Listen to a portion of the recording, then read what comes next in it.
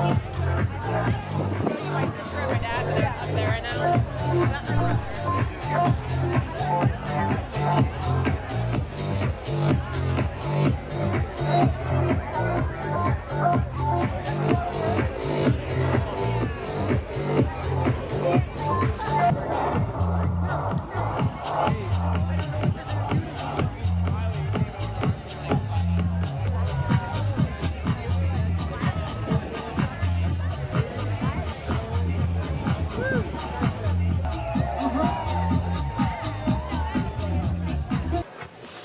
What's that? Oh, red rice? Red rice.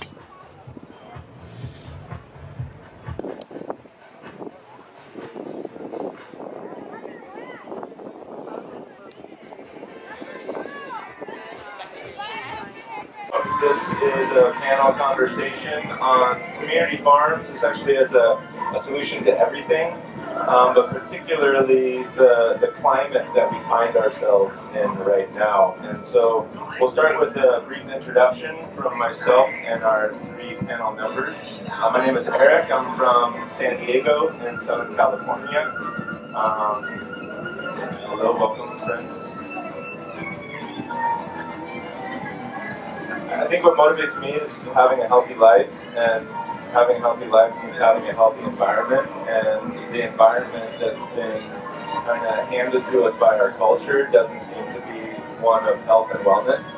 So what really inspires me is creating a beautiful life for myself and my friends, and that's a lot of what drives me, and I'll share a little bit more throughout the conversation about what I've been working on and coming to this conclusion of, hey, we should begin to organize ourselves, and a farm model is a really good way to do so. So here is Avery.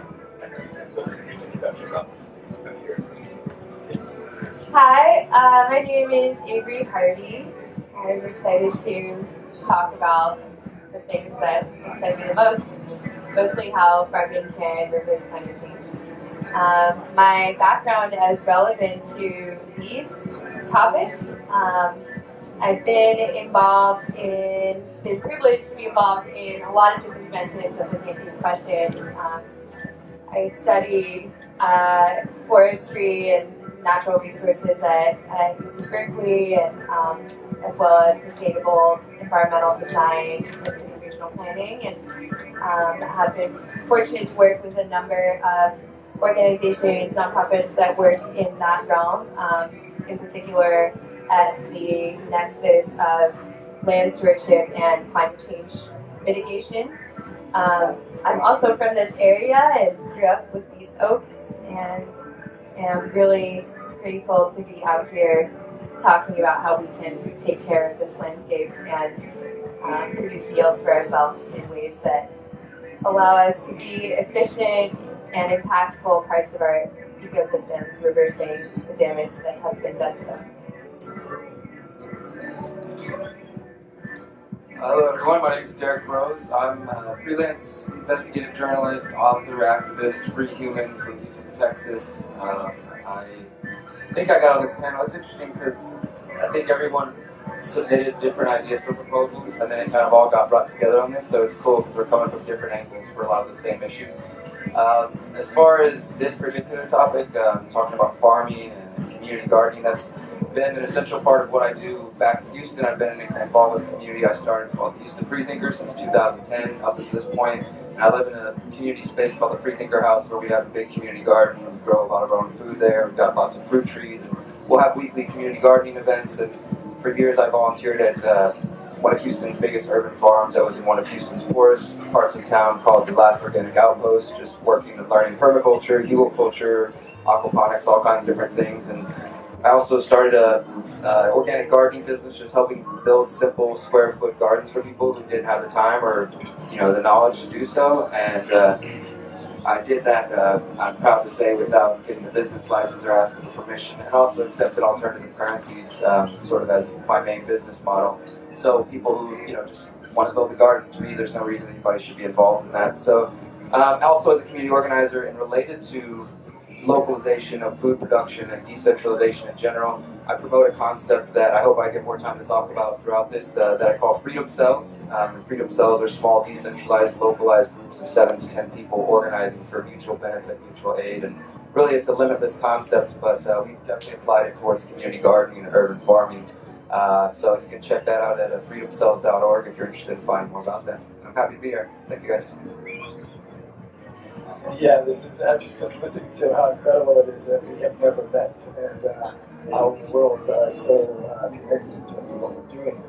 My name is Dr. Life, aka Brian Neal Hewlett, but everyone calls me Dr. Life. I am the owner and founder of the Foundation and Ministry of Life, and Life stands for Limitless Ideas in Free Environments, which is what we're about today, trying to help people get into a space of consciousness and regenerativeness and regenerative technologies and sustainability.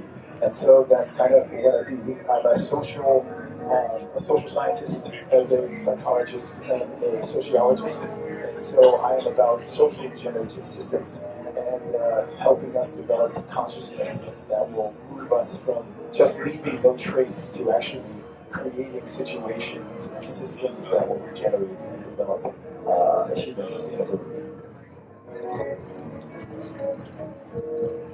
Awesome, thank you. Welcome, new friends. We just did some brief introductions on our talk about community farming as a solution to climate change. And so I think a good format is we'll allow each of you to speak on something that's a little bit closest to your relevance and expertise, and try to weave a conversation within that. And then if, like, Avery takes on the bulk of talking about current climate and addressing where we're at, then we'll give time to Derek and Dr. Life as well for a little bit of an add-on, and we can kind of cycle our way through the conversation that way. And so here's what I'm thinking we'll do. We'll talk about current state of affairs, right? What's our current climate? We'll spend a minute talking about what's our ideal environment, like what kind of habitat would we really enjoy for ourselves. I'd love to touch on the power of organization and kind of the purpose of organization and what that might afford to us, including the efficacy, and then get into some nuts and bolts of how we might utilize corporate models to achieve all of that in a really efficient way. So to start with current climate, who's aware of current state of affairs a little bit? Who kind of wishes sometimes they'd have their head in the sand? Yeah, it's a little bit daunting out there. We had a great talk yesterday that I got to listen in on. That was kind of part one of this discussion, which was addressing climate, right? And designing for climate. And we were talking a lot about, you would call it environmental climate, right? Like the biome and the weather and all these super things, kind of, what do you call it? 50,000 square foot level, climate aspects, but there's also social climate. There's the climate within our towns, our villages, our households. So really, when we talk about creating, healthy climate for ourselves or a healthy environment for ourselves, there's a whole spectrum. So feel free to, including our current presidents. That's part of our climate. So let's, Avery, you can start and kind of go whole picture, and then we can get a little bit that on. But let's address what our current climatic conditions are. Yeah, that's a big question. I try and avoid talking so much these days about like the details of everything that is dysfunctional at a global ecological level, because I think at this point most of us know problems in the water cycle with extreme drought, desertification, and also changes in the frequency and intensity of rainfall, which have catastrophic impacts on ecosystems. Super high concentration of greenhouse gases in the atmosphere, and of course the fact that our species triggered a mass extinction. There's a lot to live with. Y'all catch that? When did that happen? That's a great question. So I'll throw out a jargon word here, the Anthropocene. Can you raise your hand if you've heard that term before, the Anthropocene? Yeah. So, starting roughly around the beginning of the Industrial Revolution, our species actually created a geologic impact, a climatic impact that changed us out of one geologic era, the Holocene, and marked the beginning of a new one, the Anthropocene, Anthropocene, age of man, basically. So not only did we create a new geologic era, but we've also triggered a new mass extinction. So that, I think, is important to note alongside, carbon concentrations in the atmosphere and some of the other dimensions of climate change related to greenhouse gases and fossil fuels. So rather than maybe just talking about the details of everything that sucks on that front, I guess I would like to offer a framing that for me was really transformative, which was to think of the crisis, the greenhouse gas crisis, as not just a problem of too much carbon in the atmosphere, but also too little in the places where we need it, because carbon is, of course, the building block of soil fertility and of all biology. So the issue is not just exclusively that we have too much, it's also that, our agricultural practices, our land use practices have contributed, incredibly problematically to loss of topsoil and loss of soil fertility. So there are a lot of consequences to that, and what I'm really excited about on the solutions front is the opportunity for us to shift the concentration of carbon in the atmosphere and store it long-term in the soil in ways that not just mitigate the issues we have with greenhouse gas concentration, but that also assist in the recovery of soil fertility. And that can have impacts on not just our agricultural ecosystems, but also on, natural landscapes such as this. So mostly when people talk about those practices, they use the phrase carbon farming, which is a newer term that sometimes is used more narrowly to talk about very particular practices, but I use that term to just talk about any practice which is regeneratively storing carbon in the atmosphere long-term in this soil bank, where a molecule of carbon won't, an atom of carbon won't stay forever, but it can stay for very long periods of time. We talk about the residency time of a single, piece of carbon stored long-term in the soil as give or take, somewhere in the range of 35 years before it is recycled back into the atmosphere. So there's a lot of potential around those practices to draw down carbon, so to speak, and store it long-term in the soil. Let's see. Any other dimensions of that? Jump into the other facets, social facet. She did an excellent job for really kind of describing the picture. And I think, like you said, everybody, we already sort of are aware of the circumstances. If not, it's not that hard to find information. Only thing I really want to emphasize is, the solutions like she's talking about catching carbon and restoring it in the soil, things like that. I just want to emphasize the need for community-driven action, because, especially at transformational festivals and big experiences, gatherings like this, we try to assume that we're coming to a more conscious environment, and there's like recycling and composting, all these sort of things, and everybody's participating in it. But it's still, it's up to you to participate in that, right? And it also depends on what you do when you leave here, because once we leave these gates and this campground, if we go to polluting and doing whatever else, or being wasteful and just not changing our personal habits, then really nothing changed. We came out here, we had a bunch of good conversations, we had some fun, but there's no long-term change. And the reason I emphasize community-driven action, because I think historically and empirically we can see that communities know best how to take care of their environments and what's going on. And I am an anarchist, and I don't believe in state-centralized solutions. I call my work holistic anarchism, and it focuses on looking at the whole picture, including the environment, looking at every area of our life. And it asks us to emphasize, instead of just noticing the problem and then pointing your fingers at the people and institutions and corporations you hold responsible, but turning the finger around and asking, well, how am I contributing to this? How much waste am I producing every day? How much, and seeing, through your personal habits in your daily life, and then also on a communal level, how you can reduce that impact. And one of the reasons I really emphasize that is because the state solutions are not things that I think are going to help in the long term. They're either, some would say not enough, but also, how many people here are familiar with the term geoengineering?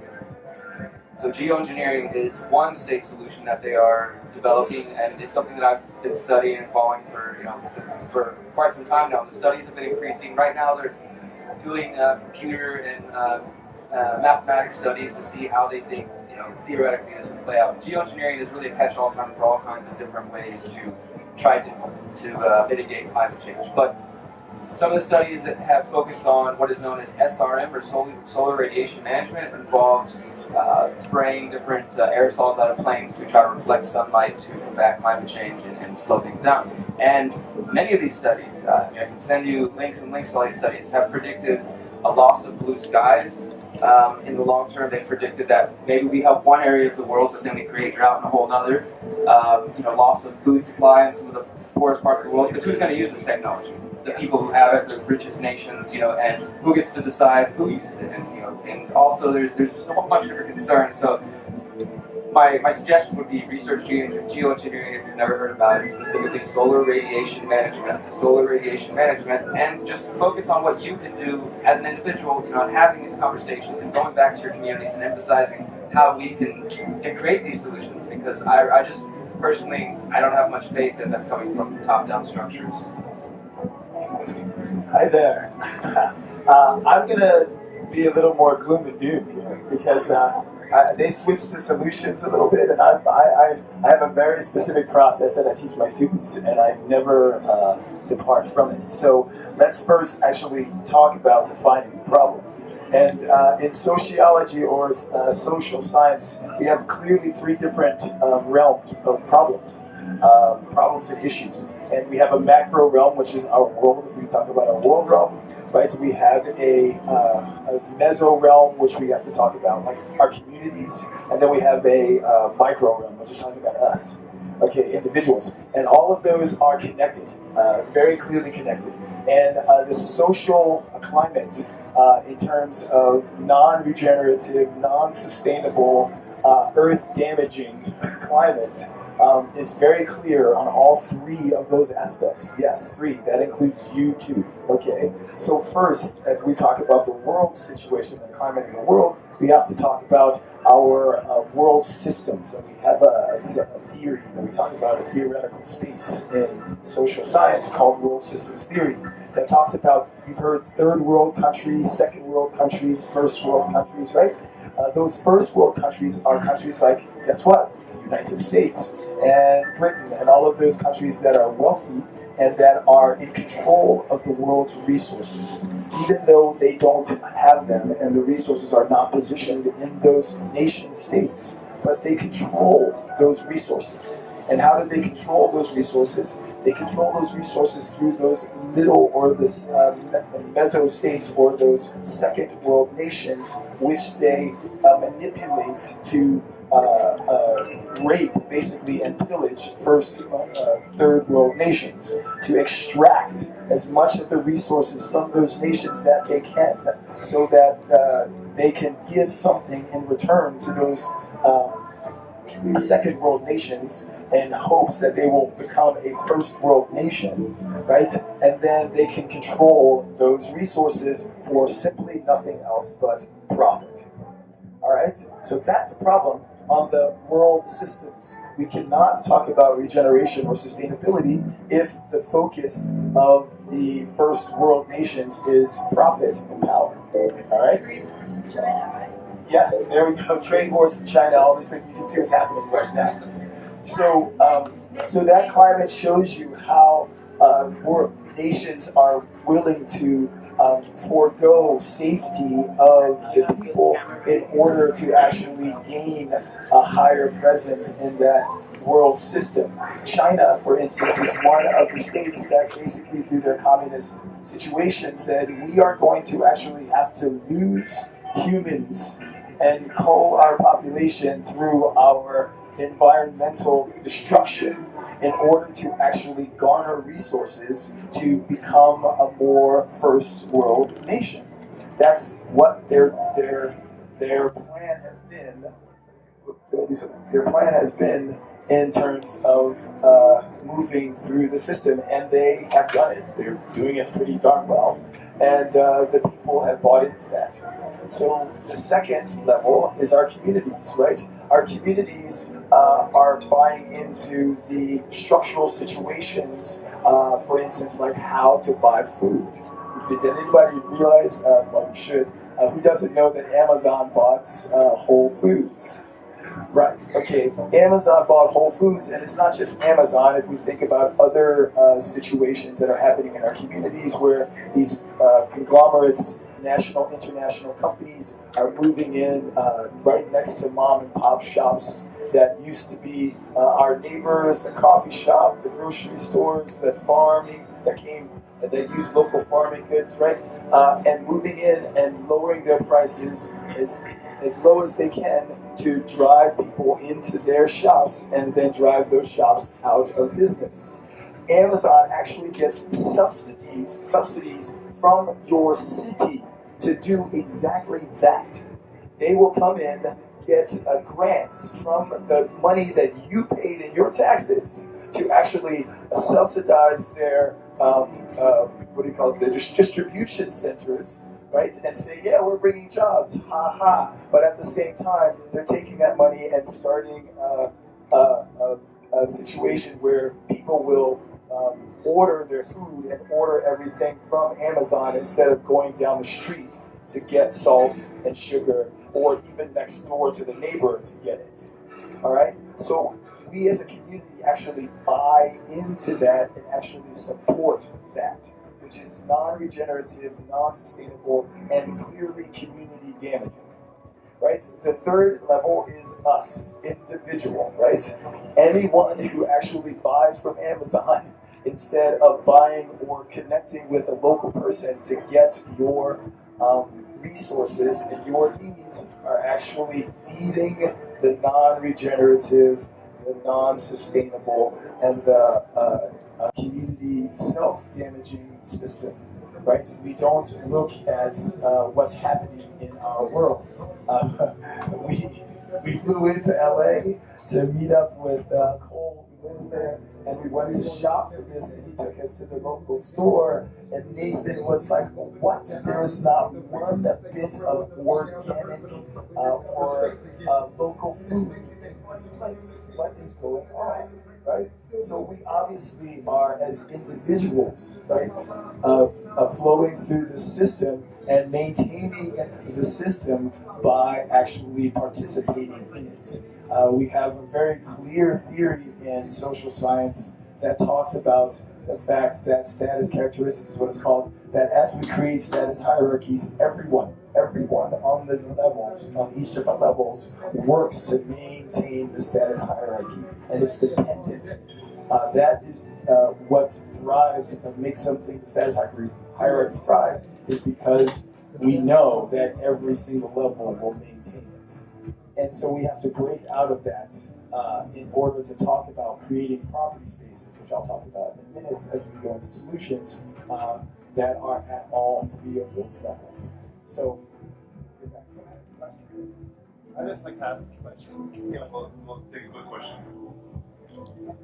So my thoughts on this is if Is that a question or a thought though? No, I question. want to take It's a questions. question. Yeah, sorry. So do you think that with Whole Foods selling out to Amazon, that's actually maybe supporting some of the organic communities because we're selling more organic food to people? Or No. If you can keep it real brief, I'd like to stay on track, but I'll answer the question. Yeah, but basically my answer is no, because the control and the profit and all of the resources that come out of that don't go back to those farmers. Thanks for the question. We can touch in on that later. Okay, thank you, lovely panelists, for such a great introduction to our current climate and state of affairs. Hello and welcome to people who are just walking in. We're talking about chair over here, space for one more.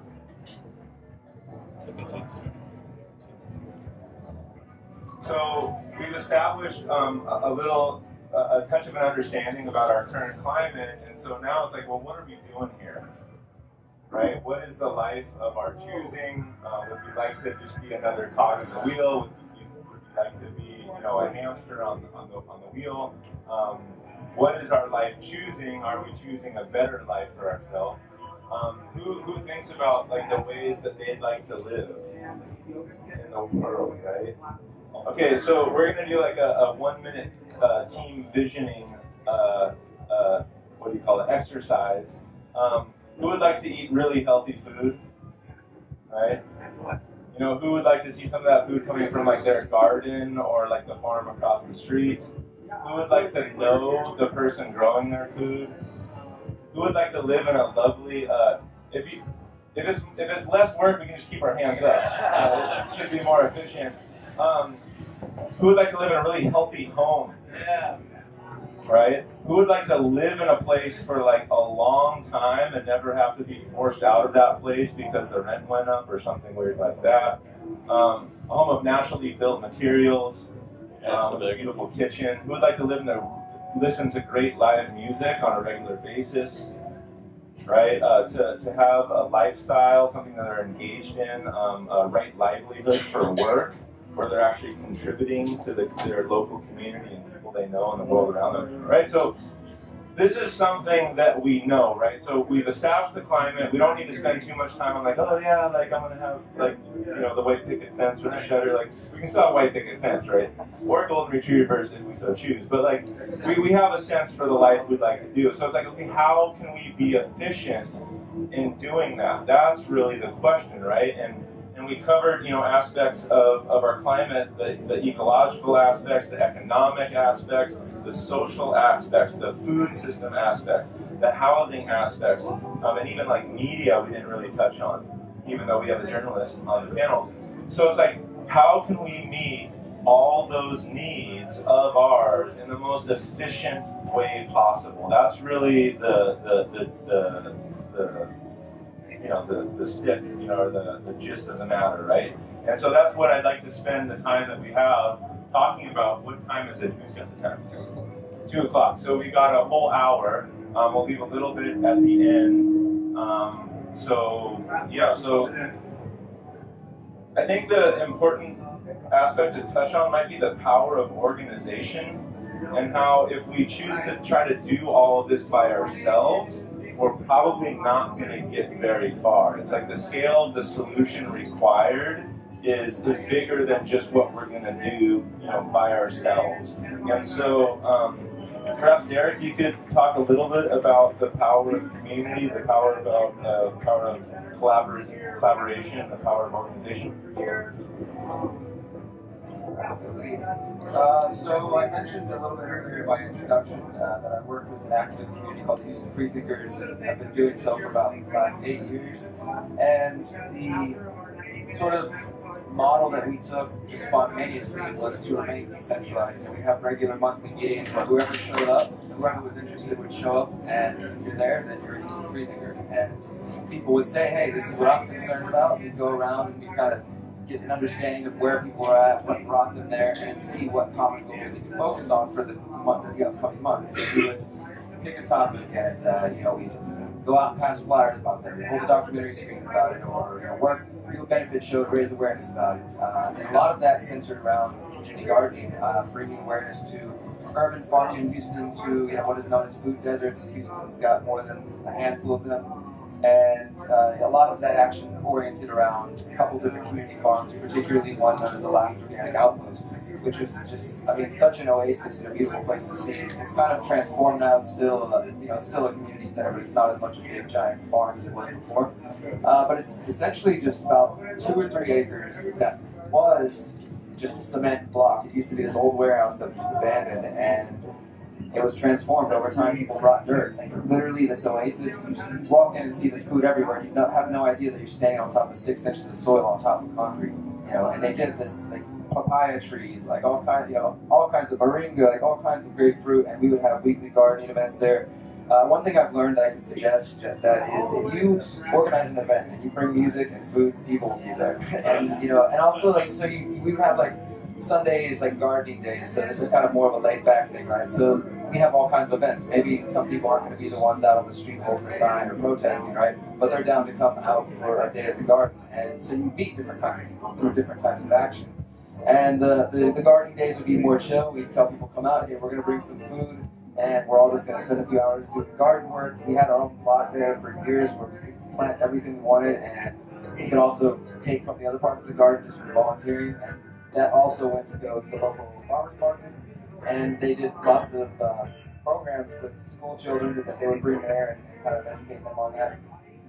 So we tried to regularly do that and bring musicians there, because eventually they built a stage there, so they had like a cob oven kitchen that was made from cob. Anybody ever played with cob and all? It's very fun stuff. Yeah, so we had like a cob oven there that looked like a garlic clove, and made pizzas and there's music, and just turned the garden into a community center that people wanted to be at. And it became just this awesome hub for all kinds of activities and action and different things.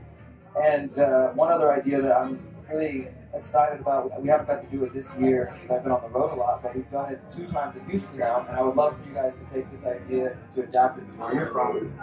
But it's what we call the garden crawl. So in Houston, there's a huge biking community, and you know, everybody's heard of like pub crawls, bar crawls, right? People just walking from one part to the next or whatever. And there was this thing in Houston called counter crawl that was focused on showing people like and it destroyed the town, as happens from time to time.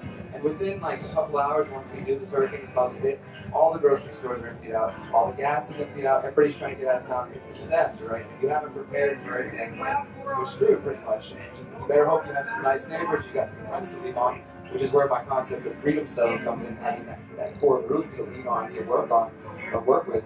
But to me, that emphasizes why we need local food production, because we need like 100 urban farms around Houston, and we need just, you know, every neighborhood to have that core farm that they can go work with and volunteer at. Because if we're facing any sort of emergency situation, you know, you can think of the most thing from zombie apocalypse to economic collapse to whatever you want to think about, right? The same thing's going to happen. The stores are going to empty out in hours, if not minutes. Supplies are going to be gone very quickly when people start freaking out. And you know, if governmental systems break down, things like that, if you don't even have a couple of days worth of backup supply of food, and I'm not trying to preach doom and gloom, it's more about preparation as a community. My grandmother has a farm in Kentucky. She's grown up on farms her entire life and instilled a lot of the ideas of preparation for me. All of our ancestors prepared for the winter so that we could be here, you know. Now we think of it as sort of like, oh, doomsday prepper kind of thing, but it's just smart behavior, you know. Every week my grandma's going to the farm, flipping some veggies, taking it inside, pulling out her pressure canner, and canning a bunch of veggies and taking it down to her cellar. And that's what she's done every week of her life growing up. And we've given up a lot of those skills. So I think we need to get back down to the neighborhood level, the communal level, start organizing. I mentioned freedom cells. I don't want to spend too much time hogging the mic, but I do want to mention that again. The idea is groups of 7 to 10 people coming together, and there's reasons for that number. There's different research that, you know, says about that range, 7 to 8 or so. We seem to have, I don't want to say ideal, but it works better than when you have too little people. You can't really get bigger things done if there's too many. You know, people say there's too many chiefs, right? There's too many things going on. So the idea is to have these core groups. Start with whoever's in your community. You've already got a core group of people. You don't have to wait to get 7. Start with the 2 or 3 of you and figure out what are your goals, okay? Tonight we're talking about farming and food production, but it could also be like, hey, I'd like to be more economically free. Let's invest in alternative currencies. Hey, I'd like to stop supporting the mainstream corporate media. Let's look and support alternative media. All these different areas, right?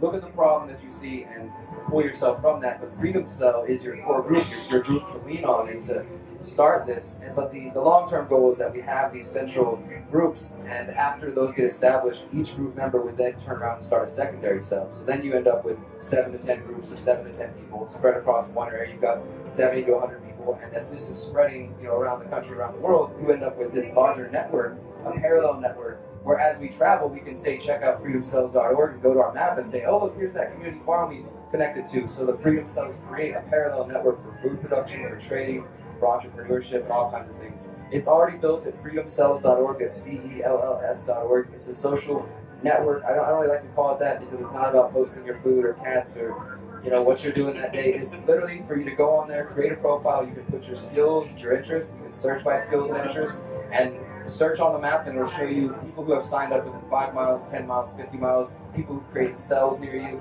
And it's created for the purpose of meeting digitally, but to create these real world groups. And I think that is one of the tools that can help us get there. Awesome. Environmental freedom. That's what he's talking about. It's the same thing that we're talking about at the Foundation of Life. And we are definitely clearly on the same vein of what he's talking about is starting at the self level and then moving to the community level and then moving to the world level. So, you know, I would have everyone in here put up their hand and say and repeat after me, I will become my personal farmer. Every single person, put your hand up and say, I will become my personal farmer. I will work to produce enough food to sustain myself. Okay, so if we start there, no matter where you are, if you are renting a house, if you are renting a apartment, if you are living in a lot because you are living in a tent, right? You should start growing your own food.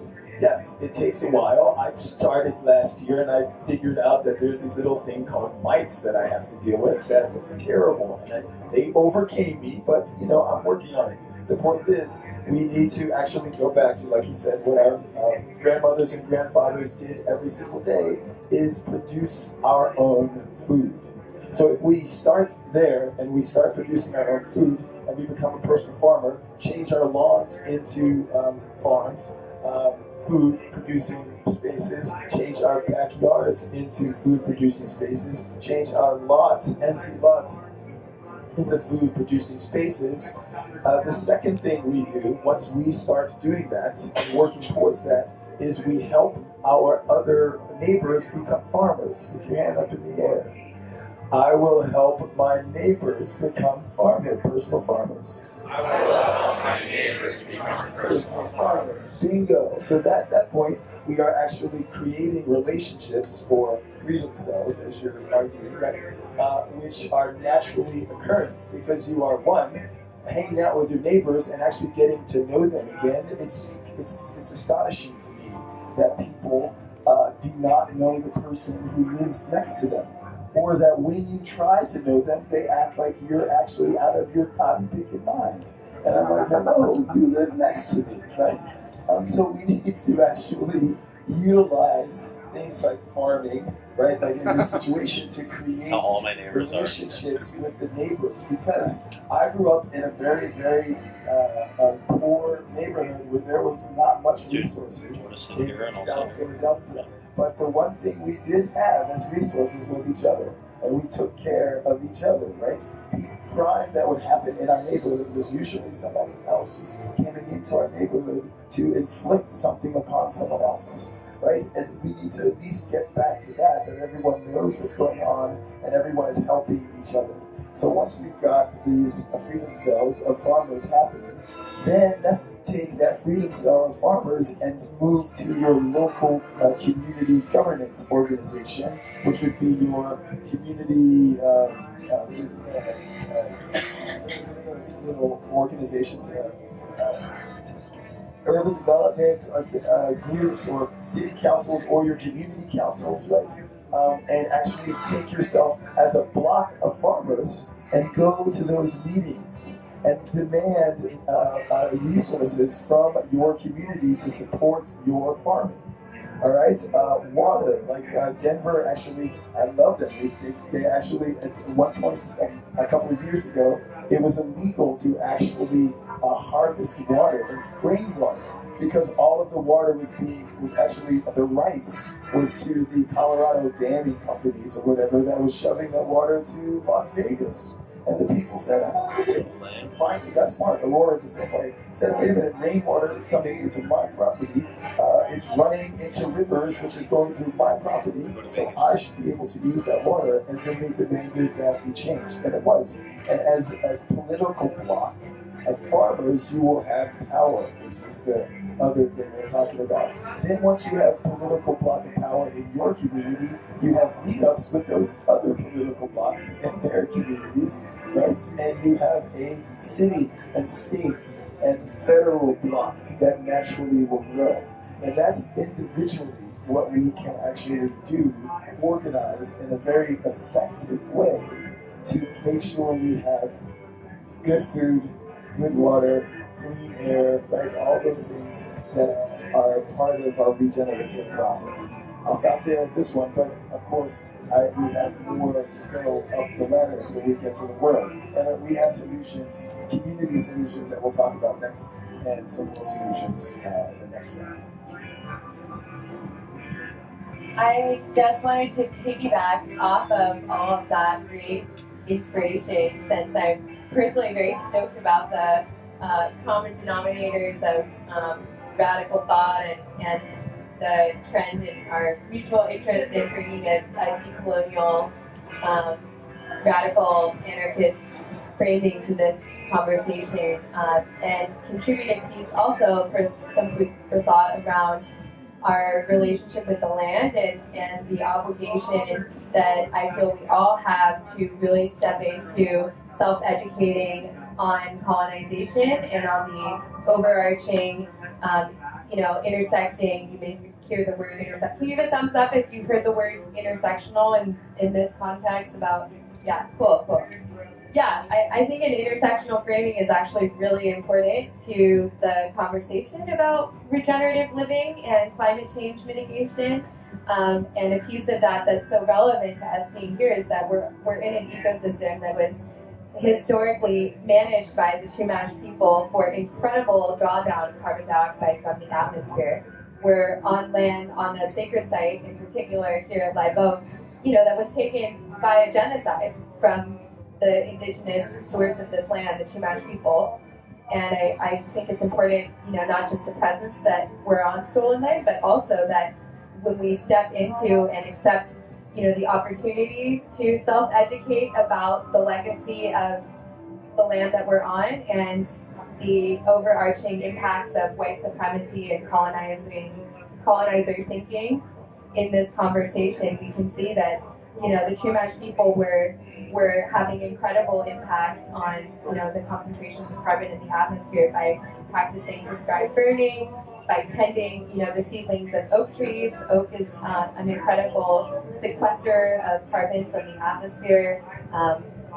They implemented a whole host of practices on this land, and that's true for indigenous peoples, not just even in the West, but all over the world, that there is a lot for us to learn. And I humbly have chosen to center decolonial thought at the center of my inquiry into this, and I invite anyone who's interested in really exploring regenerative living to explore what is out there on that front too. Thank you for bringing that into the conversation, and I think it ties well with what you were saying a moment ago when you were going through the actual problems that they're overwhelming a bit. But the model that we've seen repeated throughout the earth is extracted from poor indigenous nations. Like the lithium in all of our phones and computers is coming from a particular tribe that continues to try to destroy the construction vehicles every time they come in there. There's hydroelectric dams being built in Brazil and other places, and I was reporting from Standing Rock 3 different trips, and had the pleasure of being tased 5 times by the Morton County Sheriffs on October 27th when they decided to come shut down our frontline camp and finally move everybody out. And I was there, and I sat and witnessed people being clubbed in the head, pepper sprayed, arrested, thrown to the ground, horse being taped, just trying to document at the same time as reacting and trying to talk to them as brother, why are you doing this? And push just back and further. And I think another important element with the decolonization of this conversation, adding that yes, we're on native land as well. And I say this as I want to say this, that we're all indigenous to somewhere. It's important to remember that. And I say this as somebody who's indigenous to Texas, where I'm from, and the other side of my family is Seminole. And I've been learning more of my roots, and Standing Rock is a part of that. And I've been learning through the Choctaw, and I've specifically been tasked with the chief that I learned from, Chief Gray Eagle from Hugo, Oklahoma, the Choctaw people, to encourage more people of all colors, of all ethnicities, to learn their indigenous ways, to bring these ways back, because those are the ways that are close to the mother, and that if we reconnect to, we can solve a lot of these problems. And the other thing is, as far as Standing Rock as an example, and thinking long-term about communities, is an aspect that we might not like to talk about often, but is going to be important as we move to this next phase, is the ability to defend our communities. Because if our communities have resources, the companies what did they do? We now know that they had private contractors, military contractors coming in there, spying on people, and like I said, they just push and push, and it was probably one of the most heartbreaking experiences I ever felt, to have to walk away from that line. I kept coming back, I got pepper sprayed, kept coming back, got tased, they grabbed me, I got out of their hands, and after a while, it's just like, they just keep pushing until they had us far enough back, and it was very, a defeating feeling to walk away from them. And I think long-term planning, community organization about how we protect ourselves and protect our resources is also necessary.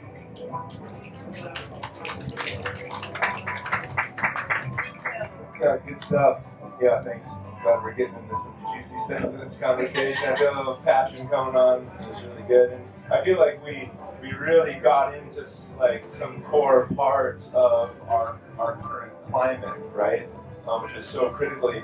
The one thing that was kind of touched on by the two gentlemen is the regulatory climate. And so to call it by its name, like that's something that we all are living with right now as we speak, the regulatory climate, right? And so even if we all as a group choose to be like, let's just move to Bali or Chile, guess what? There's still going to be a regulatory climate. And if anyone's a cannabis smoker, good luck, getting it into Bali. You know what I'm saying? It's like the regulatory climate is a foundational aspect of what we have to create relationship with, right? And so, in permaculture, there's a saying that the problem is the solution, right? And so if a huge aspect of our current regulatory space has been created for the benefit and for the operational prowess of the corporation, right? And if assuming that organizational model is something that's an opportunity for us, I really feel that it's something we should strongly consider, right, as we come into these freedom cells, right, that really would like to have the ability